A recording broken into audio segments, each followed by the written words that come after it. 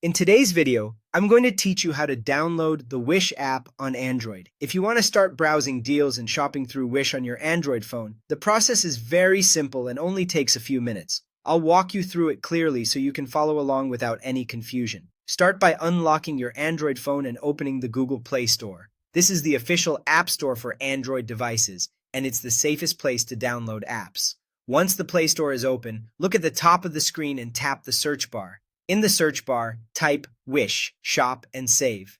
As you type, you may see suggested results appear below. Tap the correct result when you see it, or finish typing and search for it manually. On the results page, make sure you choose the official app published by Wish US Holdings LLC. This is an important step because it helps you avoid downloading unofficial or misleading apps with similar names. Once you've found the correct app, tap Install. Your phone will begin downloading and installing the app automatically.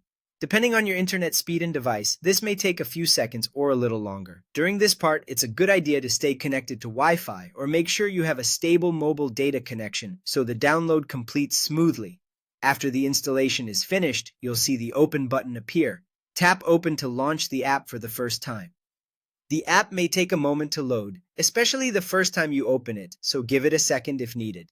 When the app opens, you can either sign in to an existing Wish account or create a new one if you're using it for the first time.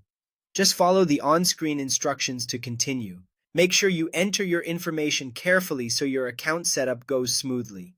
Once you're signed in, you can start browsing products and exploring deals right away. You'll be able to search for items, look through categories, and check current offers directly from the app. And that's it. That's how to download the Wish app on Android, install it correctly from the Google Play Store, and start using it. If you follow these steps carefully, you should be up and running in just a few minutes.